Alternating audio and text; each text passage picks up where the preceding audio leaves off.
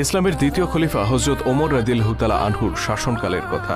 তিনি হজ করতে মদিনা থেকে মক্কায় গিয়েছিলেন। ওই হজে যোগ দিয়েছিলেন একজন ধনাঢ্য আরব, যার নাম ছিল জাবালা ইবনে আইহাম। লোকটি প্রচুর অর্থবিত্তের মালিক ছিলেন আর তার অধীনে বহু দাস দাসীও ছিল।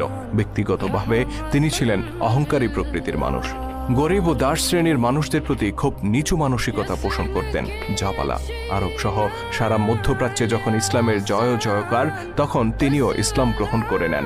তবে তিনি ইসলামের সমহান আদর্শ দ্বারা উজ্জীবিত হয়ে নয়, বরং রাজনৈতিক সুযোগ সুবিধা পাওয়ার আশায় ইসলাম গ্রহণ করেছিলেন। হজের আনুষ্ঠানিকতা চলাকালে জাবালা ইবনে আইহাম কাবা ঘর প্রদক্ষিণ করছিলেন। তার পরনে ছিল মূল্যবান ইহরামের চাদর। চাদরটির একটি অংশ মাটিতে গড়াগড়ি খাচ্ছিল। হঠাৎ চাদরের এক কোণে একজন দরিদ্র আরব বেদুইনের পা পড়ে যায়, আর চাদরটিতে টান লেগে তা জাবালার কাঁধ থেকে নিচে পড়ে যায়। আমরা আগেই বলেছি, জাবালা ইসলামের আদর্শ